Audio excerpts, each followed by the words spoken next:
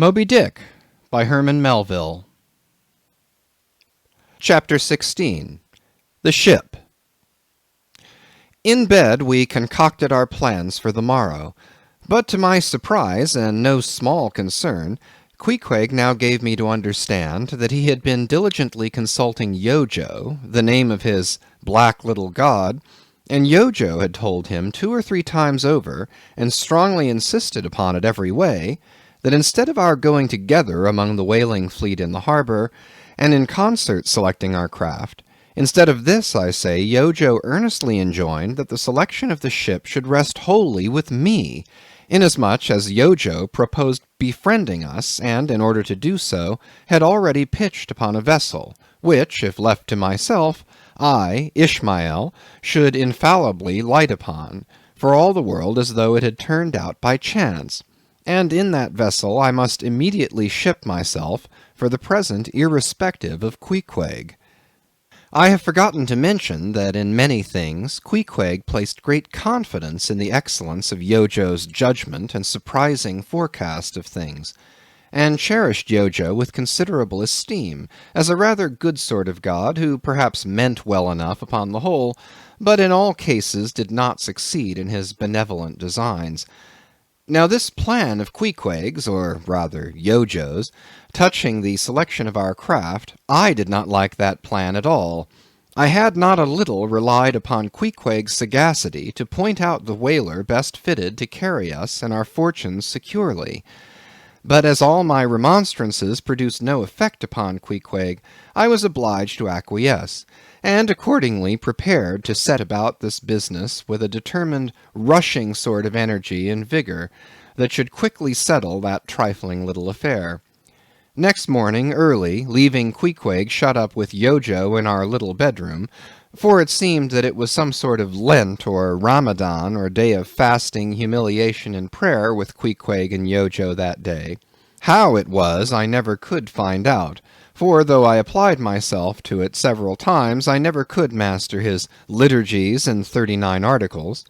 Leaving Queequeg, then, fasting on his tomahawk pipe, and Yojo warming himself at his sacrificial fire of shavings, I sallied out among the shipping.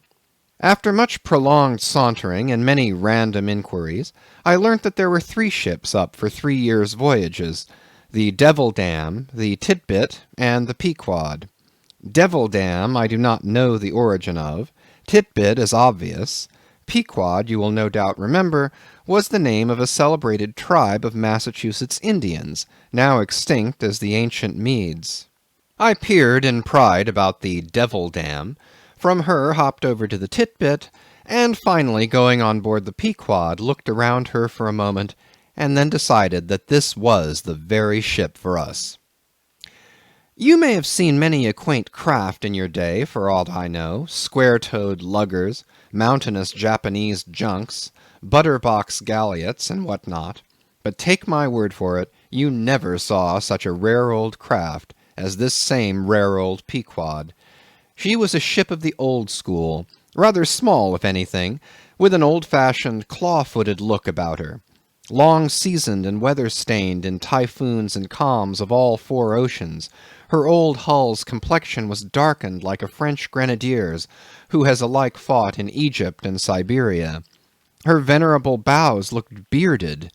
Her masts, cut somewhere on the coasts of Japan, where her original ones were lost overboard in a gale, her masts stood stiffly up like the spines of the 3 old kings of Cologne. Her ancient decks were worn and wrinkled like the pilgrim-worshipped flagstone in Canterbury Cathedral where Becket bled. But to all these, her old antiquities, were added new and marvellous features, pertaining to the wild business that for more than half a century she had followed. Old Captain Peleg, many years her chief mate before he commanded another vessel of his own, and now a retired seaman and one of the principal owners of the Pequod, this old Peleg, during the term of his chief mateship, had built upon her original grotesqueness and inlaid it all over, with a quaintness both of material and device unmatched by anything except it be Thorkill Hake's carved buckler or bedstead. She was apparelled like any barbaric Ethiopian emperor, his neck heavy with pendants of polished ivory.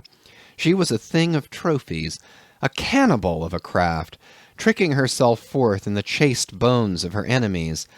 All round her unpanelled open bulwarks were garnished like one continuous jaw, with the long sharp teeth of the sperm whale inserted there for pins to fasten her old hempen thews and tendons to. Those thews ran not through base blocks of land wood, but deftly travelled over sheaves of sea ivory. Scorning a turnstile wheel at her reverend helm, she sported there a tiller, and that tiller was in one mass, curiously carved from the long, narrow lower jaw of her hereditary foe. The helmsman who steered by that tiller in a tempest felt like the Tartar when he holds back his fiery steed by clutching its jaw. A noble craft, but somehow a most melancholy. All noble things are touched with that. Now, when I looked about the quarter-deck for someone having authority in order to propose myself as a candidate for the voyage, at first I saw nobody, but I could not well overlook a strange sort of tent, or rather wigwam, pitched a little behind the mainmast. It seemed only a temporary erection used in port. It was of a conical shape, some 10 feet high, consisting of the long, huge slabs of limber black bone taken from the middle and highest part of the jaws of the right whale. Planted with their broad ends on the deck, a circle of these slabs, laced together, mutually sloped towards each other, and at the apex united in a tufted point, where the loose hairy fibres waved to and fro like the topknot on some old Potawatomi sachem's head. A triangular opening faced towards the bows of the ship, so that the insider commanded a complete view forward. And half concealed in this queer tenement, I at length found one who, by his aspect, seemed to have authority, and who, it being noon, and the ship's work suspended, was now enjoying respite from the burden of command. He was seated on an old-fashioned oaken chair, wriggling all over with curious carving, and the bottom of which was formed of a stout interlacing of the same elastic stuff of which the wigwam was constructed. There was nothing so very particular, perhaps, about the appearance of the elderly man I saw. He was brown and brawny, like most old seamen, and heavily rolled up in blue pilot cloth, cut in the Quaker style. Only there was a fine and almost microscopic network of the minutest wrinkles interlacing round his eyes, which must have arisen from his continual sailings in many hard gales, and always looking to windward, for this causes the muscles about the eyes to become pursed together. Such eye wrinkles are very effectual in a scowl. "Is this the captain of the Pequod?" said I, advancing to the door of the tent. "Supposing it be the captain of the Pequod, what dost thou want of him?" he demanded. "I was thinking of shipping." "Thou wast thou? I see thou art no Nantucketer. Ever been in a stove boat?" "No, sir, I never have." "Dost know nothing at all about whaling, I dare say, eh?" "Nothing, sir, but I have no doubt I soon shall learn. I've been several voyages in the merchant service, and I think that—" "Merchant service be damned. Talk not that lingo to me. Dost see that leg? I'll take that leg away from thy stern if ever thou talkest of the marchant service to me again. Marchant service, indeed. I suppose now ye feel considerable proud of having served in those marchant ships. But flukes, man, what makes thee want to go a whaling, eh?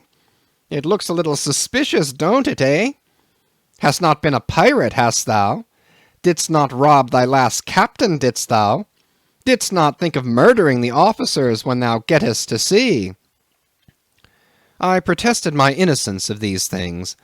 I saw that under the mask of these half-humorous innuendos, this old seaman, as an insulated Quakerish Nantucketer, was full of his insular prejudices, and rather distrustful of all aliens unless they hailed from Cape Cod or the Vineyard. "But what takes thee a whaling?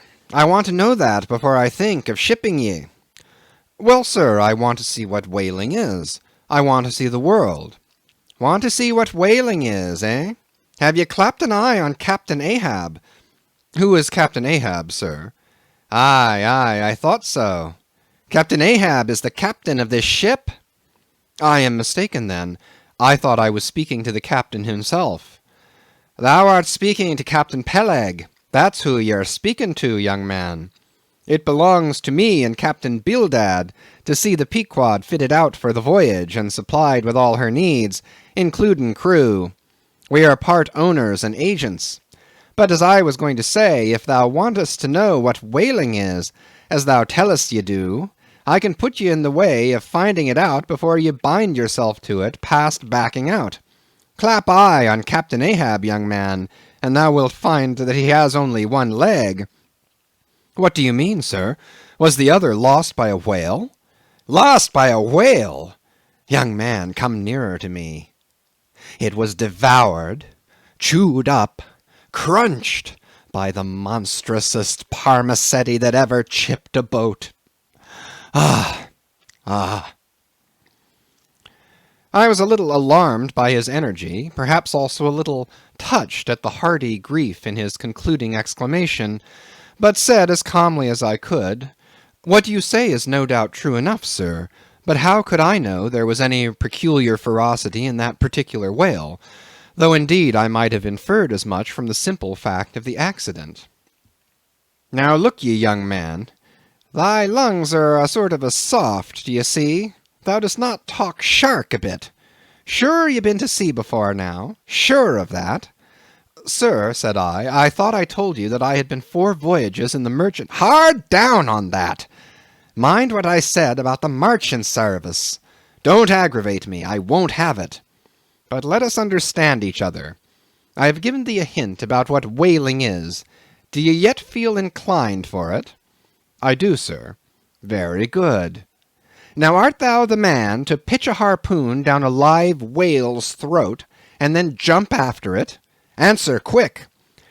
"I am, sir, if it should be positively indispensable to do so, not to be got rid of, that is, which I don't take to be the fact." "Good again. Now then, thou not only wantest to go whaling to find out by experience what whaling is, but ye also want to go in order to see the world. Was that not what ye said? I thought so. Well then, just step forward there, and take a peep over the weather bow, and then back to me and tell me what ye see there." For a moment I stood a little puzzled by this curious request, not knowing exactly how to take it, whether humorously or in earnest. But concentrating all his crow's feet into one scowl, Captain Peleg started me on the errand. Going forward and glancing over the weather bow, I perceived that the ship swinging to her anchor with the flood tide was now obliquely pointing towards the open ocean. The prospect was unlimited, but exceedingly monotonous and forbidding, not the slightest variety that I could see. "Well, what's the report?" said Peleg when I came back. "What did you see?" "Not much," I replied. "Nothing but water. Considerable horizon, though, and there's a squall coming up, I think." "Well, what dost thou think, then, of seeing the world? Do you wish to go round Cape Horn to see any more of it, eh? Can't you see the world where you stand?" I was a little staggered, but go a-whaling I must, and I would, and the Pequod was as good a ship as any, I thought the best, and all this I now repeated to Peleg. Seeing me so determined, he expressed his willingness to ship me. "And thou mayest as well sign the papers right off," he added. "Come along with ye." And so saying, he led the way below deck into the cabin. Seated on the transom was what seemed to me a most uncommon and surprising figure. It turned out to be Captain Bildad, who, along with Captain Peleg, was one of the largest owners of the vessel, the other shares, as is sometimes the case in these ports, being held by a crowd of old annuitants, widows, fatherless children, and chancery wards, each owning about the value of a timber-head or a foot of plank or a nail or two in the ship. People in Nantucket invest their money in whaling vessels the same way that you do yours in approved state stocks bringing in good interest. Now Bildad, like Peleg, and indeed many other Nantucketers, was a Quaker, the island having been originally settled by that sect. and to this day its inhabitants in general retain in an uncommon measure the peculiarities of the Quaker, only variously and anomalously modified by things altogether alien and heterogeneous. For some of these same Quakers are the most sanguinary of all sailors and whale hunters. They are fighting Quakers. They are Quakers with a vengeance. So that there are instances among them of men who, named with Scripture names, a singularly common fashion on the island, and in childhood naturally imbibing the stately dramatic thee and thou of the Quaker idiom, still from the audacious daring and boundless adventure of their subsequent lives, strangely blend with these unoutgrown peculiarities a thousand bold dashes of character not unworthy of a Scandinavian sea king or a poetical pagan Roman. And when these things unite in a man of greatly superior natural force, with a globular brain and a ponderous heart, who has also by the stillness and seclusion of many long night watches in the remotest waters, and beneath constellations never seen here at the north, been led to think untraditionally and independently, receiving all nature's sweet or savage impressions fresh from her own virgin, voluntary, and confiding breast, and thereby chiefly, but with some help from accidental advantages, to learn a bold and nervous lofty language, that man makes one in a whole nation's census, a mighty pageant creature formed for noble tragedies. Nor will it at all detract from him, dramatically regarded, if either by birth or other circumstances he have what seems a half-wilful overruling morbidness at the bottom of his nature. For all men tragically great are made so through a certain morbidness. Be sure of this, O young ambition, all mortal greatness is but disease. But as yet we have not to do with such a one, but with quite another, and still a man who, if indeed peculiar, it only results again from another phase of the Quaker, modified by individual circumstances. Like Captain Peleg, Captain Bildad was a well-to-do, retired whaleman. But unlike Captain Peleg, who cared not a rush for what are called serious things, and indeed deemed those selfsame serious things the veriest of all trifles, Captain Bildad had not only been originally educated according to the strictest sect of Nantucket Quakerism, but all his subsequent ocean life, and the sight of many unclad lovely island creatures round the Horn, all that had not moved this native-born Quaker one single jot, had not so much as altered one angle of his vest. Still, for all this immutableness, there was some lack of common consistency about the worthy Captain Bildad. Though refusing from conscientious scruples to bear arms against land invaders, yet himself had illimitably invaded the Atlantic and Pacific, and though a sworn foe to human bloodshed, yet had he, in his straight-bodied coat, spilled tons upon tons of Leviathan gore. How now, in the contemplative evening of his days, the pious Bildad reconciled these things in his reminiscence, I do not know, but it did not seem to concern him much, and very probably he had long since come to the sage and sensible conclusion that a man's religion is one thing, and this practical world quite another. This world pays dividends.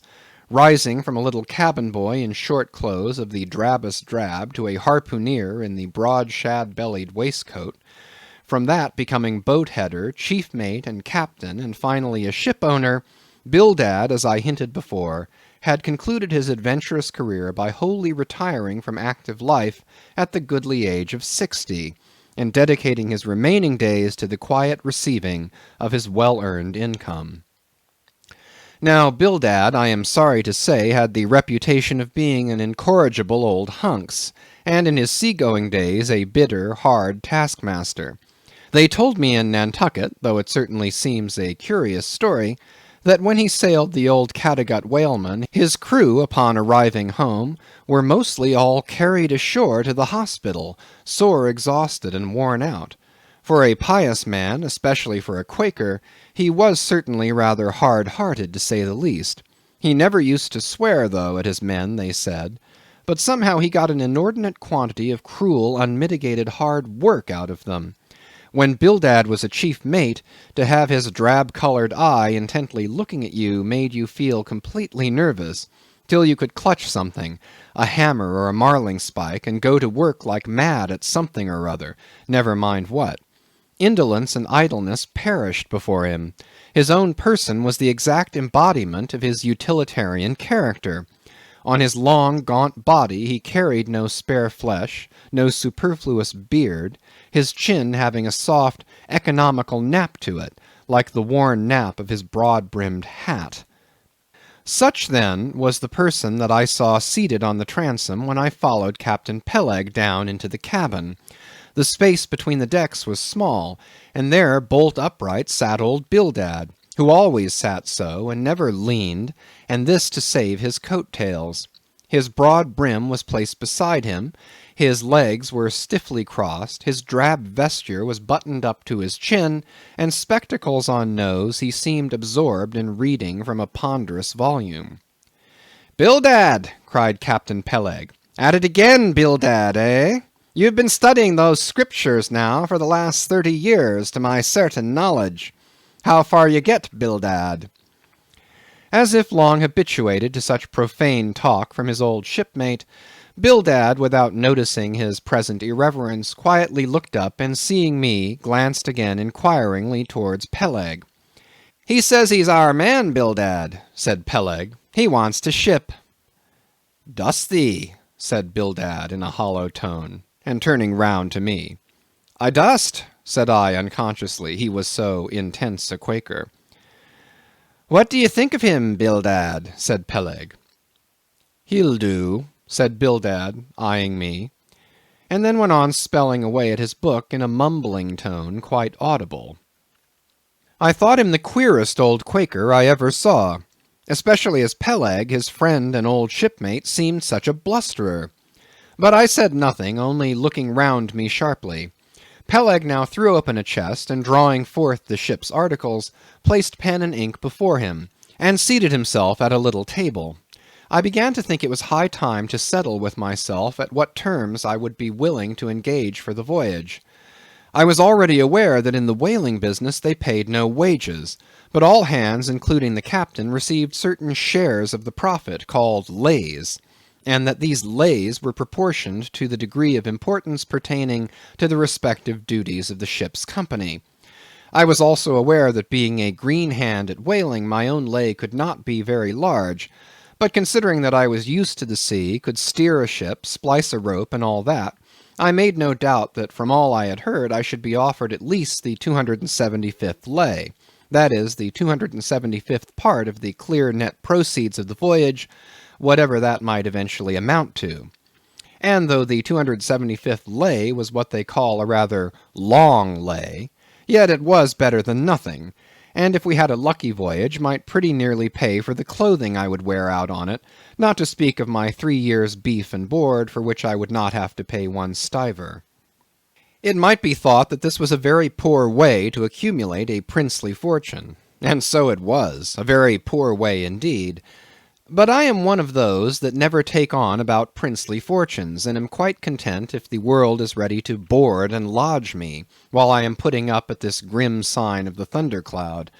Upon the whole, I thought that the 275th lay would be about the fair thing, but I would not have been surprised if I had been offered the 200th, considering I was of a broad-shouldered make.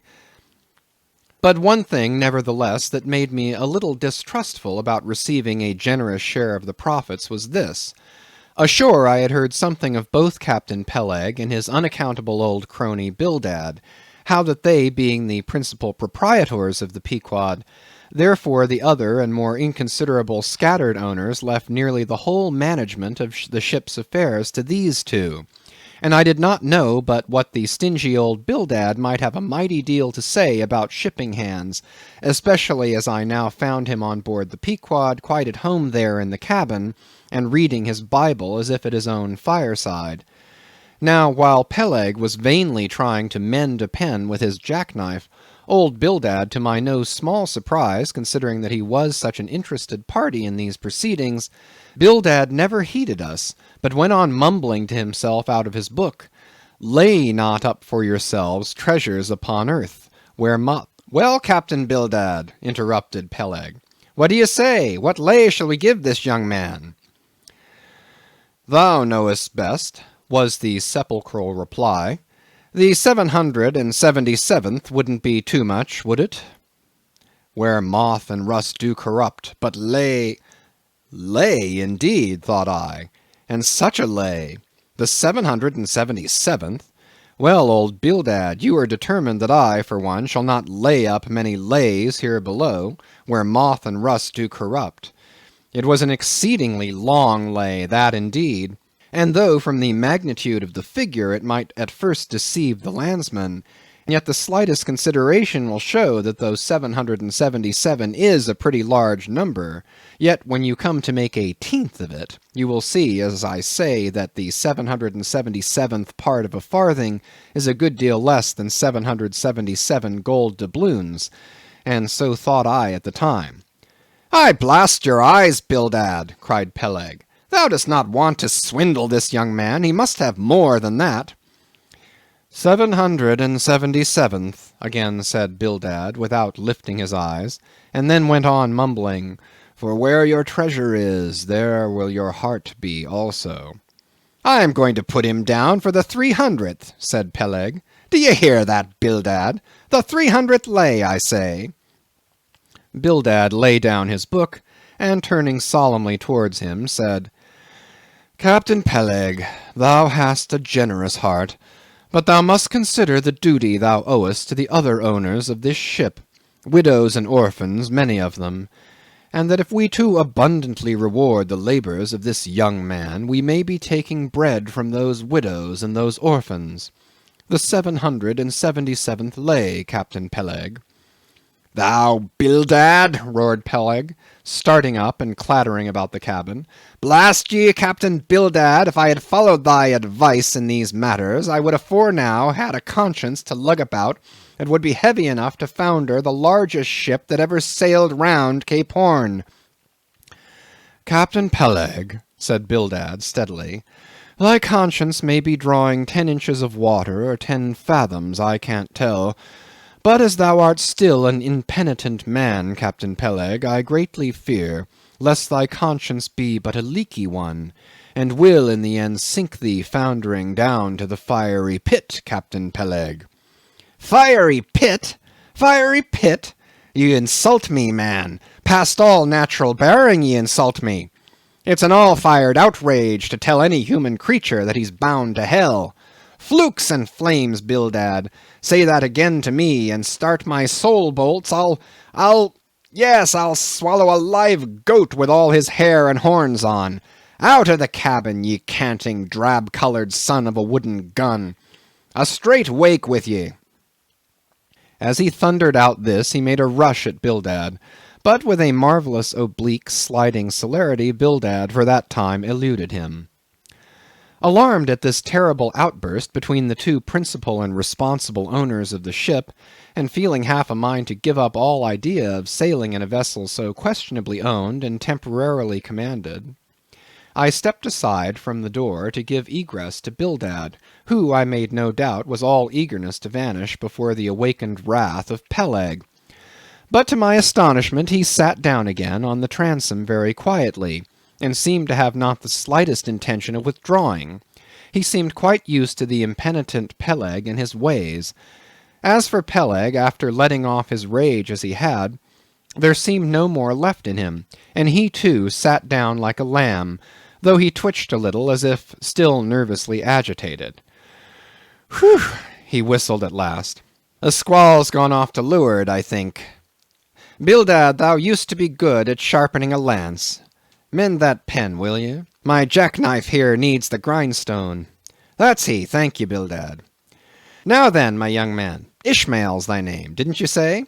Well then, down you go here, Ishmael, for the 300th lay. Captain Peleg, said I have a friend with me who wants to ship too. Shall I bring him down tomorrow? To be sure, said Peleg. Fetch him along and we'll look at him. What lay does he want? Groaned Bildad, glancing up from the book in which he had again been burying himself. Ah, never mind about that, Bildad, said Peleg. Has he ever whaled at any? Turning to me. Killed more whales than I can count, Captain Peleg. Well, bring him along, then. And after signing the papers, off I went, nothing doubting but that I had done a good morning's work, and that the Pequod was the identical ship that Yojo had provided to carry Queequeg and me round the Cape. But I had not proceeded far when I began to bethink me that the captain with whom I was to sail yet remained unseen by me, though indeed in many cases a whale ship will be completely fitted out, and receive all her crew on board ere the captain makes himself visible by arriving to take command. For sometimes these voyages are so prolonged, and the shore intervals at home so exceedingly brief, that if the captain have a family, or any absorbing concernment of that sort, he does not trouble himself much about his ship in port, but leaves her to the owners till all is ready for sea. However, it is always as well to have a look at him before irrevocably committing yourself into his hands. Turning back, I accosted Captain Peleg, inquiring where Captain Ahab was to be found. "And what dost thou want of Captain Ahab? It's all right enough, thou art shipped." "Yes, but I should like to see him."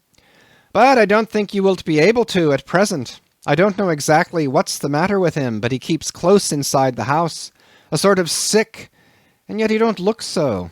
In fact, he ain't sick, but no, he isn't well either.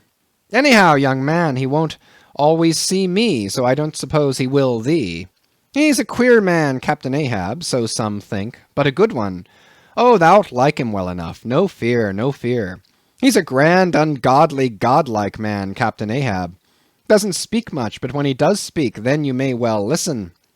Mark ye, be forewarned. Ahab's above the common. Ahab's been in colleges, as well as mongst the cannibals, been used to deeper wonders than the waves, fixed his fiery lance in mightier, stranger foes than whales. His lance, aye, the keenest and the surest that out of all our isle. Oh, he ain't Captain Bildad, no, and he ain't Captain Peleg, he's Ahab, boy. And Ahab of old, thou knowest, was a crowned king. And a very vile one. When that wicked king was slain, the dogs, did they not lick his blood? Come hither to me. Hither, hither, said Peleg, with a significance in his eye that almost startled me. Look ye, lad, never say that on board the Pequod. Never say it anywhere. Captain Ahab did not name himself. 'Twas a foolish, ignorant whim of his crazy, widowed mother, who died when he was only 12 months old. And yet the old squaw Tistig at Gayhead said that the name would somehow prove prophetic, and perhaps other fools like her may tell thee the same. I wish to warn thee, it's a lie. I know Captain Ahab well. I've sailed with him as mate years ago. I know what he is, a good man. Not a pious good man like Bildad, but a swearing good man, something like me, only there's a good deal more of him. Aye, aye, I know that he was never very jolly, and I know that on the passage home he was a little out of his mind for a spell, but it was the sharp shooting pains in his bleeding stump that brought that about, as any one might see. I know, too, that ever since he lost his leg last voyage by that accursed whale, he's been a kind of moody, desperate moody, and savage sometimes, but that will all pass off. And once for all, let me tell ye and assure thee, young man, it's better to sail with a moody good captain than a laughing bad one. So good-bye to thee, and wrong not Captain Ahab, because he happens to have a wicked name. Besides, my boy, he has a wife, not 3 voyages wedded, a sweet, resigned girl. Think of that. And by that sweet girl that old man has a child. Hold ye then, can there be any utter, hopeless harm in Ahab? No, no, my lad. Stricken, blasted if he be, Ahab has his humanities. As I walked away, I was full of thoughtfulness.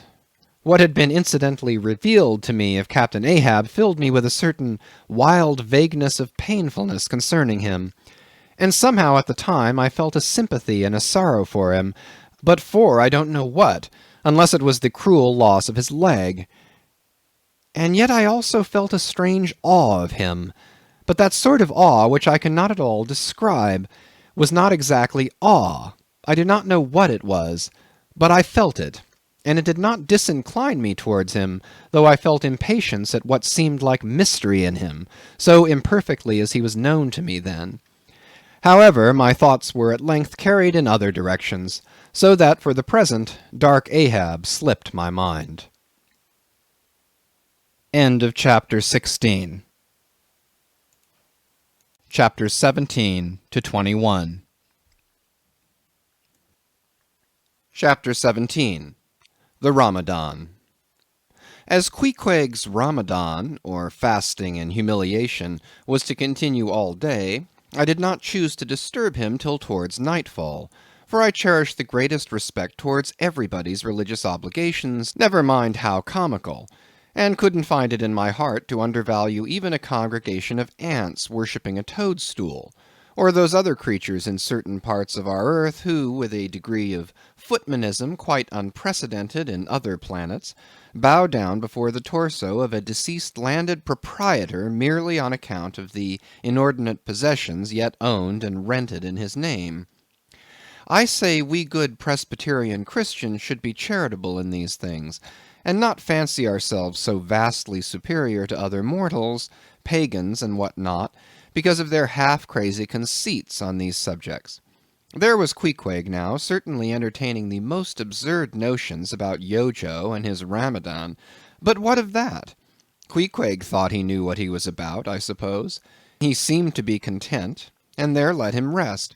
All our arguing with him would not avail. Let him be, I say, and heaven have mercy on us all, Presbyterians and pagans alike, for we are all somehow dreadfully cracked about the head, and sadly need mending. Towards evening, when I felt assured that all his performances and rituals must be over, I went up to his room and knocked at the door, but no answer. I tried to open it, but it was fastened inside. "Queequeg," said I, softly, through the keyhole, all silent. "I say, Queequeg, why don't you speak? It's I, Ishmael." But all remained still as before. I began to grow alarmed. I had allowed him such abundant time, I thought he might have had an apoplectic fit. I looked through the keyhole, but the door opening into an odd corner of the room, the keyhole prospect was but a crooked and sinister one. I could only see part of the footboard of the bed, and a line of the wall, but nothing more. I was surprised to behold, resting against the wall, the wooden shaft of Queequeg's harpoon, which the landlady the evening previous had taken from him before our mounting to the chamber. That's strange, thought I, but at any rate, since the harpoon stands yonder, and he seldom or never goes abroad without it, therefore he must be inside here, and no possible mistake. "Queequeg! Queequeg!" All still. Something must have happened. Apoplexy. I tried to burst open the door, but it stubbornly resisted. Running downstairs, I quickly stated my suspicions to the first person I met, the chambermaid. "La, la," she cried, "I thought something must be the matter. I went to make the bed after breakfast, and the door was locked, and not a mouse to be heard, and it's been just so silent ever since. But I thought, maybe, you had both gone off and locked your baggage in for safe keeping. La, la, ma'am, mistress, murder, Mrs. Hussey, apoplexy." And with these cries she ran toward the kitchen, I following. Mrs. Hussey soon appeared with a mustard pot in one hand and a vinegar cruet in the other, having just broken away from the occupation of attending to the castors and scolding her little black boy meantime. "Woodhouse," cried I, "which way to it? Run, for God's sake, and fetch something to pry open the door. The axe! The axe! He's had a stroke, depend upon it." And so saying, I was unmethodically rushing upstairs again empty-handed, when Mrs. Hussey interposed the mustard pot and vinegar cruet and the entire castor of her countenance. "What's the matter with you, young man?" "Get the axe. For God's sake, run for the doctor, some one, while I pry it open." "Look here," said the landlady, quickly putting down the vinegar cruet, so as to have one hand free. "Look here, are you talking about prying open any of my doors?" And with that she seized my arm. "What's the matter with you? What's the matter with you, shipmate?" In as calm but as rapid a manner as possible, I gave her to understand the whole case. Unconsciously clapping the vinegar cruet to one side of her nose, she ruminated for an instant, then exclaimed, "No, I haven't seen it since I put it there. Running to the little closet under the landing of the stairs, she glanced in, and returning told me that Queequeg's harpoon was missing. "He's killed himself," she cried. "It's unfortunate Stiggs done over again. There goes another counterpane. God pity his poor mother. It'll be the ruin of my house. Has the poor lad a sister? Where's that girl? There, Betty, go to Snarls the painter and tell him to paint me a sign with 'No suicides permitted here, and no smoking in the parlor.' Might as well kill both birds at once. Kill! Ah, the Lord be merciful to his ghost. What's that noise there? You, young man, avast there!" And running up after me, she caught me as I was again trying to force open the door. "I don't allow it. I won't have my premises spoiled. Go for the locksmith. There's one about a mile from here. But avast!" putting her hand in her side pocket. "Here's a key that'll fit, I guess. Let's see." And with that she turned it in the lock, but alas, Queequeg's supplemental bolt remained undrawn within. "Have to burst it open," said I, and was running down the entry a little for a good start when the landlady caught at me, again vowing that I should not break down her premises. But I tore from her, and with a sudden bodily rush dashed myself full against the mark. With a prodigious noise the door flew open, and the knob, slamming against the wall, sent the plaster to the ceiling. And there, good heavens, there sat Queequeg, altogether cool and self-collected, right in the middle of his room, squatting on his hams and holding Yojo on the top of his head. He looked neither one way nor the other way, but sat like a carved image with scarce a sign of active life. "Queequeg," said I, going up to him, "Queequeg, what's the matter with you?" "He hain't been sitting so all day, has he?" said the landlady. But all we said, not a word could we drag out of him. I almost felt like pushing him over so as to change his position, for it was almost intolerable. It seemed so painfully and unnaturally constrained, especially as in all probability he had been sitting so for upwards of 8 or 10 hours, going too without his regular meals. "Mrs. Hussey," said I, "he's alive at all events, so leave us if you please, and I will see to this strange affair myself." Closing the door upon the landlady, I endeavoured to prevail upon Queequeg to take a chair, but in vain. There he sat, and all he could do, for all my polite arts and blandishments, he would not move a peg, nor say a single word, nor even look at me, nor notice my presence in the slightest way. I wonder, thought I, if this can possibly be a part of his Ramadan. Do they fast on their hams that way in his native island? It must be so. Yes, it's part of his creed, I suppose. Well, then, let him rest. He'll get up sooner or later, no doubt. It can't last forever, thank God, and his Ramadan only comes once a year, and I don't believe it's very punctual then. I went down to supper. After sitting a long time listening to the long stories of some sailors who had just come from a plum-pudding voyage, as they call it, that is, a short whaling voyage in a schooner or brig confined to the north of the line in the Atlantic Ocean only. After listening to these plum-puddingers till nearly 11 o'clock, I went upstairs to go to bed, feeling quite sure by this time Queequeg must certainly have brought his Ramadan to a termination. But no, there he was, just where I had left him. He had not stirred an inch. I began to grow vexed with him. It seemed so downright senseless and insane to be sitting there all day and half the night on his hams in a cold room, holding a piece of wood on his head. For heaven's sake, Queequeg, get up and shake yourself. Get up and have some supper. You'll starve. You'll kill yourself, Queequeg. But not a word did he reply. Despairing of him, therefore, I determined to go to bed and to sleep, and no doubt before a great while he would follow me. But previous to turning in, I took my heavy bearskin jacket and threw it over him, as it promised to be a very cold night, and he had nothing but his ordinary round jacket on. For some time, do all I would, I could not get into the faintest doze. I had blown out the candle, and the mere thought of Queequeg, not 4 feet off, sitting there in that uneasy position, stark alone, in the cold and dark, this made me really wretched. Think of it, sleeping all night in the same room with a wide-awake pagan on his hams in this dreary, unaccountable Ramadan. But somehow I dropped off at last, and knew nothing more till break of day, when, looking over the bedside, there squatted Queequeg, as if he had been screwed down to the floor. But as soon as the first glimpse of sun entered the window, up he got, with stiff and grating joints, but with a cheerful look, limped towards me where I lay, pressed his forehead against mine, and said his Ramadan was over. Now, as I before hinted, I have no objection to any person's religion, be it what it may, so long as that person does not kill or insult any other person, because that other person don't believe it also.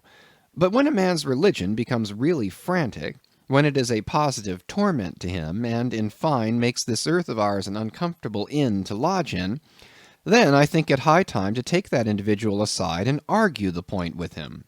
And just so I now did with Queequeg. Queequeg, said I, get into bed now, and lie and listen with me. Then I went on, beginning with the rise and progress of the primitive religions, and coming down to the various religions of the present time, during which time I labored to show Queequeg that all these Lents, Ramadans, and prolonged ham-squattings in cold, cheerless rooms were stark nonsense, bad for the health, useless for the soul, opposed, in short, to the obvious laws of hygiene and common sense. I told him, too, that he, being in other things such an extremely sensible and sagacious savage, it pained me, very badly pained me, to see him now so deplorably foolish about this ridiculous Ramadan of his.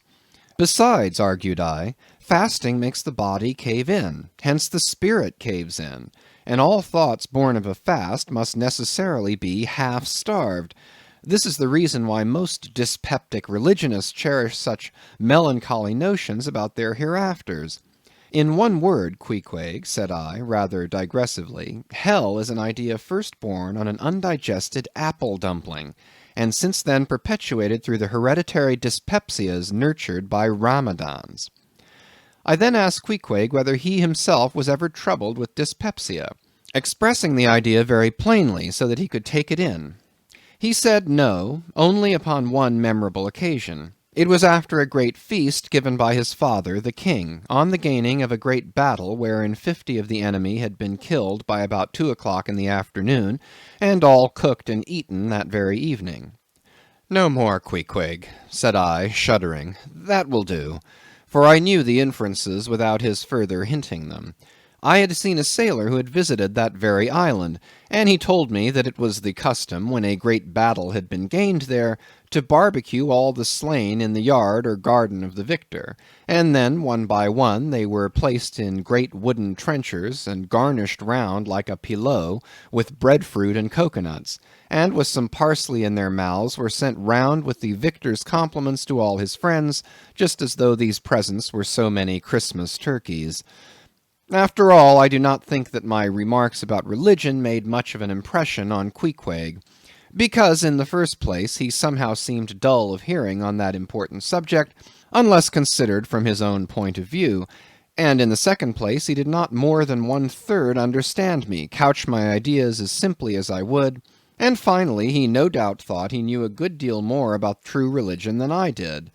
He looked at me with a sort of condescending concern and compassion, as though he thought it a great pity that such a sensible young man should be so hopelessly lost to evangelical pagan piety.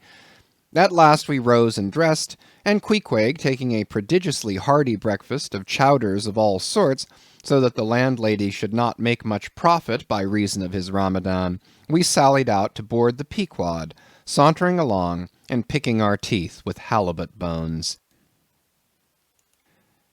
Chapter 18. His Mark. As we were walking down the end of the wharf towards the ship, Queequeg carrying his harpoon, Captain Peleg, in his gruff voice, loudly hailed us from his wigwam, saying he had not suspected my friend was a cannibal, and furthermore announcing that he let no cannibals on board that craft unless they previously produced their papers. What do you mean by that, Captain Peleg? Said I, now jumping on the bulwarks, and leaving my comrade standing on the wharf. I mean, he replied, he must show his papers. Yes, said Captain Bildad in his hollow voice, sticking his head from behind Peleg's out of the wigwam. He must show that he's converted. Son of darkness, he added, turning to Queequeg, Art thou at present in communion with any Christian church? Why, said I, he's a member of the First Congregational Church. Here be it said that many tattooed savages sailing in Nantucket ships at last come to be converted into churches. First Congregational Church, cried Bildad. What? That worships in Deacon Deuteronomy Coleman's meeting house? And so saying, taking out his spectacles, he rubbed them with his great yellow bandana handkerchief, and putting them on very carefully, came out of the wigwam, and leaning stiffly over the bulwarks, took a good long look at Queequeg. How long hath he been a member? He then said, turning to me. Not very long, I rather guess, young man. No, said Peleg. And he hasn't been baptized right either, or it would have washed some of that devil's blue off his face. Do tell now, cried Bildad, is this Philistine a regular member of Deacon Deuteronomy's meeting? I never saw him going there, and I pass it every Lord's Day. I don't know anything about Deacon Deuteronomy or his meeting, said I. All I know is that Queequeg here is a born member of the First Congregational Church. He is a deacon himself, Queequeg is. Young man, said Bildad sternly, thou art skylarking with me. Explain thyself, thou young Hittite. What church dost thee mean? Answer me. Finding myself thus hard pushed, I replied, I mean, sir, the same ancient Catholic church to which you and I and Captain Peleg there and Queequeg here and all of us and every mother's son and soul of us belong, the great and everlasting first congregation of this whole worshipping world. We all belong to that. Only some of us cherish some queer crotchets, in no way touching the grand belief. In that we all join hands. Splice, thou meanst, splice hands, cried Peleg, drawing nearer. Young man, you'd better ship for a missionary instead of a foremast hand. I never heard a better sermon. Deacon Deuteronomy, why, Father Mapple himself couldn't beat it, and he's reckoned something. Come aboard, never mind about the papers. I say, tell Quohog there, what's that you call him? Tell Quohog to step along. By the great anchor, what a harpoon he's got there. Looks like good stuff, that, and he handles it about right. I say, Quohog, or whatever your name is, did you ever stand in the head of a whaleboat? Did you ever strike a fish? Without saying a word, Queequeg, in his wild sort of way, jumped upon the bulwarks, from thence into the bows of one of the whaleboats hanging to the side, and then bracing his left knee and poising his harpoon, cried out in some such way as this, Cap'n, you see him small drop tar on water there? You see him? Well, s'pose him one whale eye. Well den. And taking sharp aim at it, he darted the iron right over Bildad's broad brim, clean across the ship's deck, and struck the glistening tar spot out of sight. Now, said Queequeg, quietly hauling in the line, s'posey him whaley eye. Why, dat whale dead. Quick, Bildad, said Peleg, his partner, who, aghast at the close vicinity of the flying harpoon, had retreated towards the cabin gangway. Quick, I say you, Bildad, and get the ship's papers. We must have Quohog, in one of our boats. Look ye, Quohog, we'll give ye the 90th lay, and that's more than ever was given a harpooneer yet out of Nantucket. So down we went into the cabin, and to my great joy Queequeg was soon enrolled among the same ship's company to which I myself belonged. When all preliminaries were over, and Peleg had got everything ready for signing, he turned to me and said, I guess Quohog there don't know how to write, does he? I say, Quohog, blast ye, dost thou sign thy name, or make thy mark? But at this question Queequeg, who had twice or thrice before taken part in similar ceremonies, looked no ways abashed, but taking the offered pen, copied upon the paper, in the proper place, an exact counterpart of the queer round figure which was tattooed upon his arm, so that through Captain Peleg's obstinate mistake touching his appellative, it stood something like this. Quohog, his mark, X.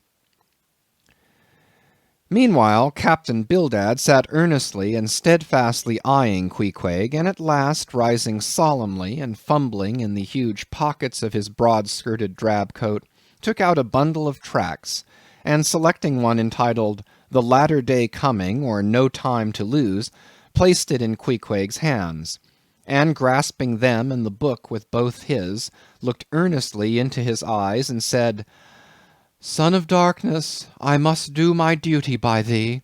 I am part owner of this ship, and feel concerned for the souls of all its crew. If thou still clingest to thy pagan ways, which I sadly fear, I beseech thee remain not for aye a Belial bondsman. Spurn the idle bell and the hideous dragon. Turn from the wrath to come. Mind thine eye, I say. Ah, goodness gracious, steer clear of the fiery pit." Something of the salt sea yet lingered in old Bildad's language, heterogeneously mixed with scriptural and domestic phrases. Avast there, Bildad! Avast now spoiling our harpooneer!" cried Peleg. "Pious harpooneers never make good voyagers. It takes the shark out of 'em. No harpooneer is worth a straw who ain't pretty sharkish. There was young Nat Swain, once the bravest boat-header out of all Nantucket and the Vineyard. He joined the meeting and never came to good. He got so frightened about his plaguey soul that he shrinked and steered away from whales for fear of afterclaps in case he got stove and went to Davy Jones." "Peleg, Peleg," said Bildad, lifting his eyes and hands, "thou thyself, as I myself, hast seen many a perilous time. Thou knowest, Peleg, what it is to have the fear of death. How then canst thou prate in this ungodly guise? Thou beliest thine own heart, Peleg. Tell me, when this same Pequod here had her 3 masts overboard in that typhoon on Japan, that same voyage when thou went mate with Captain Ahab, didst thou not think of death and the judgment then?" Hear him now," cried Peleg, marching across the cabin and thrusting his hands far down into his pockets. "Hear him, all of ye! Think of that, when every moment we thought the ship would sink. Death and the judgment then? What? With all 3 masts making such an everlasting thundering against the side, and every sea breaking over us fore and aft? Think of death and the judgment then? No time to think about death then.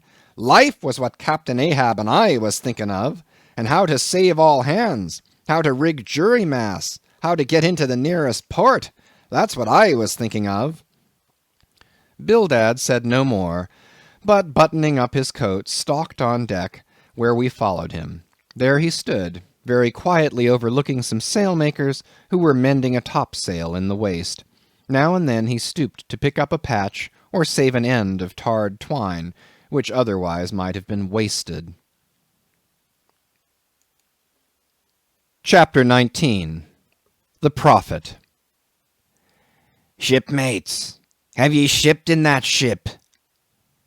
Queequeg and I had just left the Pequod, and were sauntering away from the water, for the moment each occupied with his own thoughts, when the above words were put to us by a stranger, who, pausing before us, levelled his massive forefinger at the vessel in question. He was but shabbily apparelled in faded jacket and patched trousers, a rag of a black handkerchief investing his neck.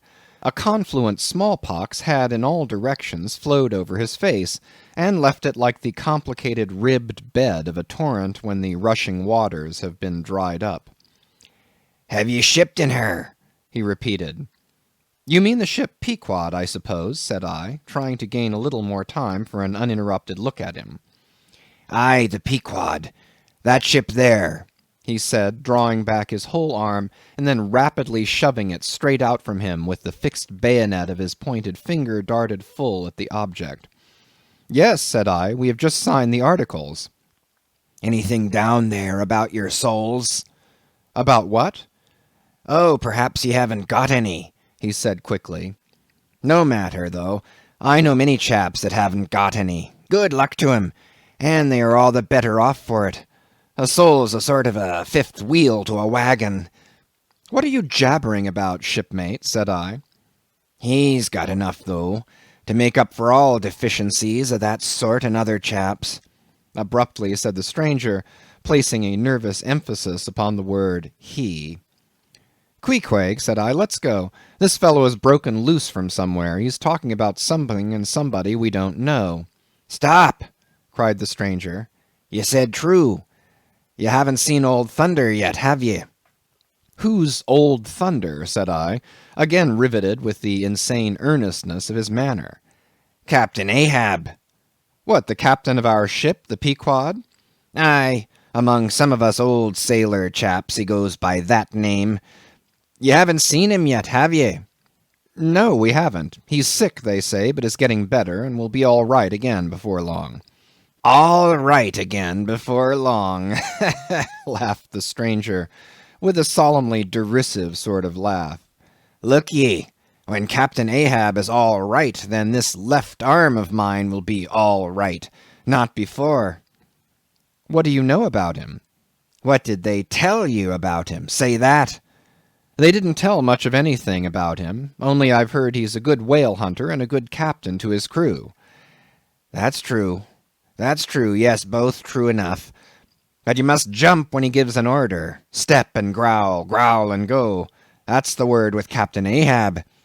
But nothing about the thing that happened to him off Cape Horn long ago, when he lay like dead for 3 days and nights. Nothing about that deadly scrimmage with the Spaniard before the altar in Santa. Heard nothing about that, eh? Nothing about the silver calabash he spat into, and nothing about losing his leg last voyage according to the prophecy? Didn't you hear a word about them matters and something more, eh? No, I don't think you did. How could ye? Who knows it? Not all Nantucket, I guess. But howsever, mayhap you've heard tell about the leg, and how he lost it. Aye, you've heard of that, I dare say. Oh, yes, that everyone knows a'most. I mean, they know he's only one leg, and that a parm said he took the other off.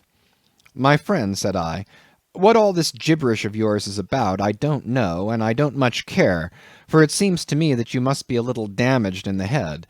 But if you are speaking of Captain Ahab, of that ship there, the Pequod, then let me tell you that I know all about the loss of his leg. All about it, eh? Sure you do? All? Pretty sure.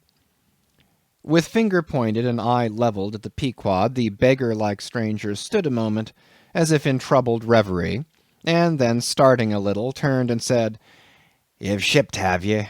Names down on the papers? Well, well, what's signed is signed, and what's to be will be, and then again perhaps it won't be, after all. Anyhow, it's all fixed and arranged already, and some sailors or other must go with him, I suppose. As well these as any other men, God pity 'em. Morning to you, shipmates, morning. The ineffable heavens bless ye. I'm sorry I stopped ye. Look here, friend, said I, if you have anything important to tell us, out with it. But if you are only trying to bamboozle us, you're mistaken in your game. That's all I have to say. And it's said very well, and I like to hear a chap talk up that way. You are just the man for him, the likes of you. Morning to you, shipmates, morning. Oh, when you get there, tell 'em I've concluded not to make one of 'em. Ah, my dear fellow, you can't fool us that way. You can't fool us. It is the easiest thing in the world for a man to look as if he had a great secret in him. Morning to you, shipmates. Morning. Morning it is, said I. Come along, Queequeg, let's leave this crazy man. But stop. Tell me your name, will you? Elijah. Elijah, thought I, and we walked away, both commenting after each other's fashion upon this ragged old sailor, and agreed that he was nothing but a humbug trying to be a bugbear. But we had not gone perhaps above 100 yards, when chancing to turn a corner, and looking back as I did so, who should be seen but Elijah following us, though at a distance. Somehow the sight of him struck me so, that I said nothing to Queequeg of his being behind, but passed on with my comrade, anxious to see whether the stranger would turn the same corner that we did. He did, and then it seemed to me that he was dogging us, but with what intent I could not for the life of me imagine. This circumstance, coupled with his ambiguous half-hinting, half-revealing, shrouded sort of talk, now begat in me all kinds of vague wonderments and half-apprehensions, and all connected with the Pequod and Captain Ahab, and the leg he had lost, and the Cape Horn fit, and the silver calabash, and what Captain Peleg had said of him when I left the ship on the day previous, and the prediction of the squaw Tistig, and the voyage we had bound ourselves to sail, and 100 other shadowy things. I was resolved to satisfy myself whether this ragged Elijah was really dogging us or not, and with that intent crossed the way with Queequeg, and on that side of it retraced our steps. But Elijah passed on without seeming to notice us. This relieved me, and once more and finally, as it seemed to me, I pronounced him, in my heart, a humbug. Chapter 20. All Astir. A day or two passed, and there was great activity aboard the Pequod. Not only were the old sails being mended, but new sails were coming on board, and bolts of canvas and coils of rigging. In short, everything betokened that the ship's preparations were hurrying to a close. Captain Peleg seldom or never went ashore, but sat in his wigwam keeping a sharp lookout upon the hands. Bildad did all the purchasing and providing at the stores, and the men employed in the hold and on the rigging were working till long after nightfall. On the day following Queequeg's signing the articles, word was given at all the inns where the ship's company were stopping that their chests must be on board before night, for there was no telling how soon the vessel might be sailing. So Queequeg got down our traps, resolving, however, to sleep ashore till the last. But it seems they always give very long notice in these cases, and the ship did not sail for several days. But no wonder, there was a good deal to be done, and there is no telling how many things to be thought of before the Pequod was fully equipped. Everyone knows what a multitude of things, beds, saucepans, knives and forks, shovels and tongs, napkins, nutcrackers and what not, are indispensable to the business of housekeeping. Just so with whaling, which necessitates a 3 years' housekeeping upon the wide ocean, far from all grocers, costermongers, doctors, bakers, and bankers. And though this also holds true of merchant vessels, yet not by any means to the same extent as with whalemen. For besides the great length of the whaling voyage, the numerous articles peculiar to the prosecution of the fishery, and the impossibility of replacing them at the remote harbors usually frequented, it must be remembered that of all ships, whaling vessels are the most exposed to accidents of all kinds, and especially to the destruction and loss of the very things upon which the success of the voyage most depends.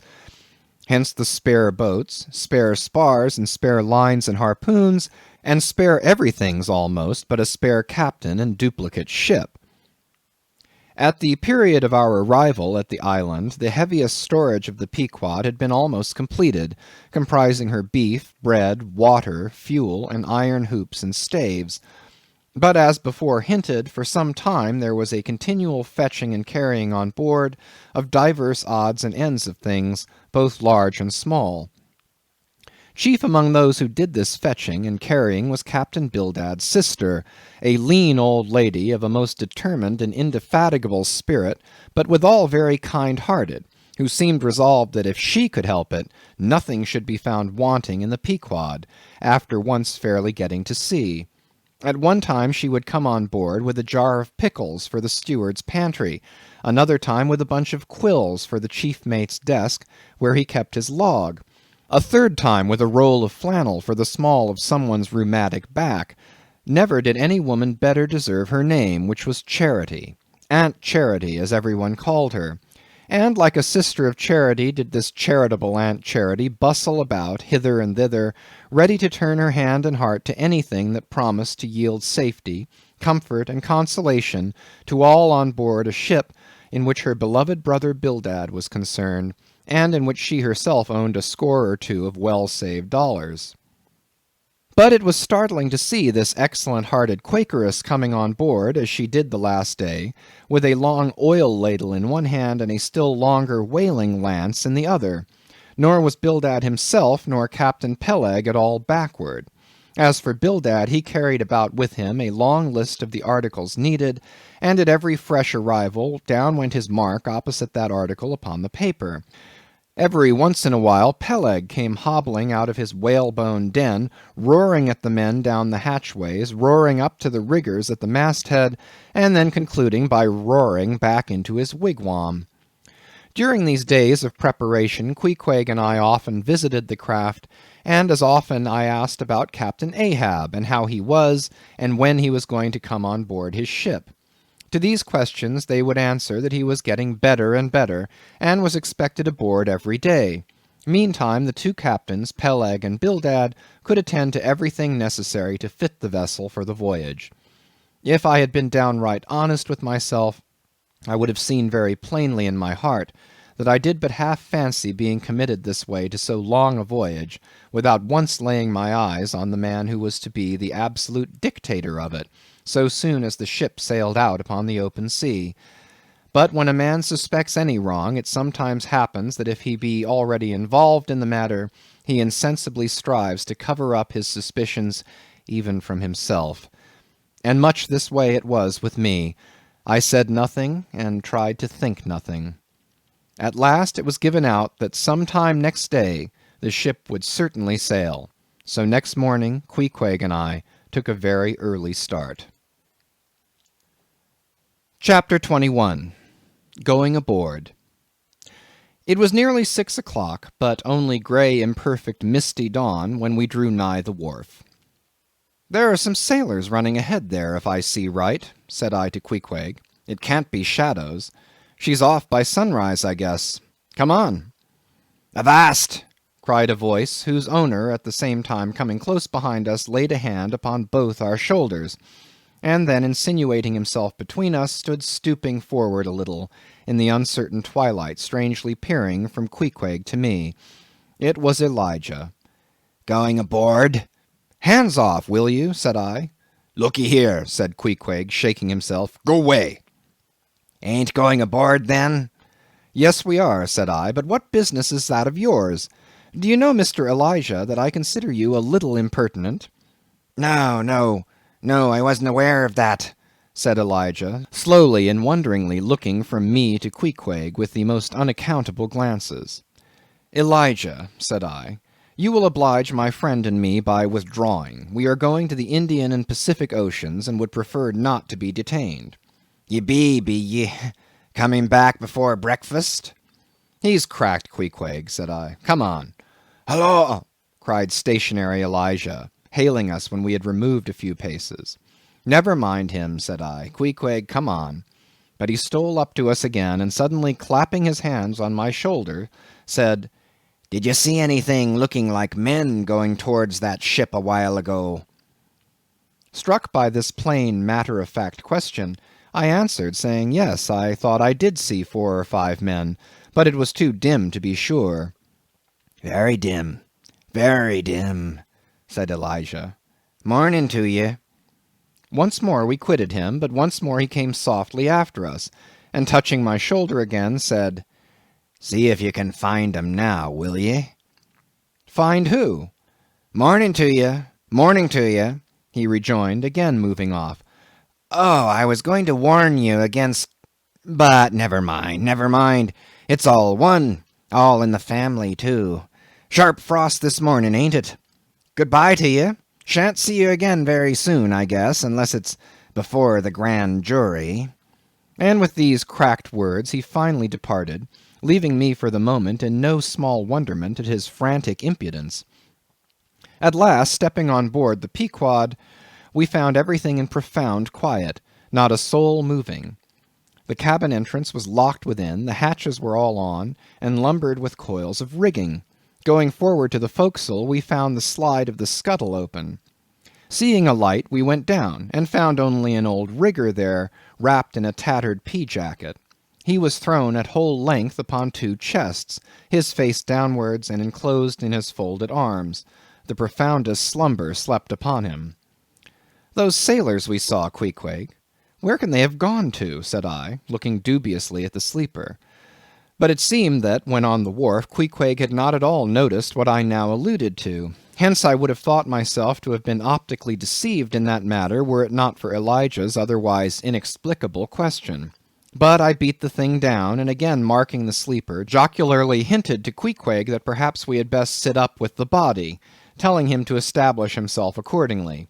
He put his hand upon the sleeper's rear as though feeling if it was soft enough, and then, without more ado, quietly sat down there.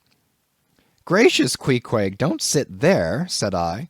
"Oh, perry dood seat," said Queequeg. "My country way. Won't hurt him face." "Face," said I, "call that his face? Very benevolent countenance, then. But how hard he breathes! He's heaving himself. Get off, Queequeg, you're heavy. It's grinding the face of the poor. Get off, Queequeg. Look, he'll twitch you off soon. I wonder he don't wake." Queequeg removed himself to just beyond the head of the sleeper, and lighted his tomahawk pipe. I sat at the feet. We kept the pipe passing over the sleeper, and from one to the other.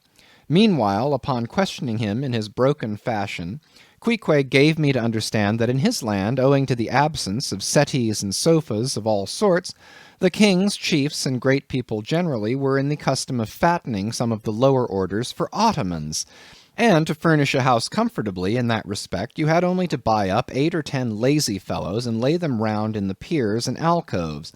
Besides, it was very convenient on an excursion, much better than those garden chairs which are convertible into walking sticks. Upon occasion, a chief calling his attendant and desiring him to make a settee of himself under a spreading tea, perhaps in some damp marshy place. While narrating these things, every time Queequeg received the tomahawk from me, he flourished the hatchet side of it over the sleeper's head. "What's that for, Queequeg?" "Perry easy, killy. Oh, perry easy." He was going on with some wild reminiscences about his tomahawk pipe, which, it seemed, had in its two uses both brained his foes and soothed his soul, when we were directly attracted to the sleeping rigger. The strong vapour was now completely filling the contracted hole. It began to tell upon him. He breathed with a sort of muffledness, then seemed troubled in the nose, then revolved over once or twice, then sat up and rubbed his eyes. "Hullo!" he breathed at last. "Who be ye smokers?" "Shipped men," answered I. "When does she sail?" "Aye, aye, you're going in her, be ye? She sails to-day. The captain came aboard last night." "What captain? Ahab?" "Who but him, indeed." I was going to ask him some further questions concerning Ahab when we heard a noise on deck.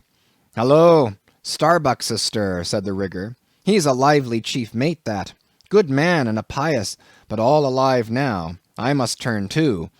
And so saying, he went on deck, and we followed. It was now clear sunrise.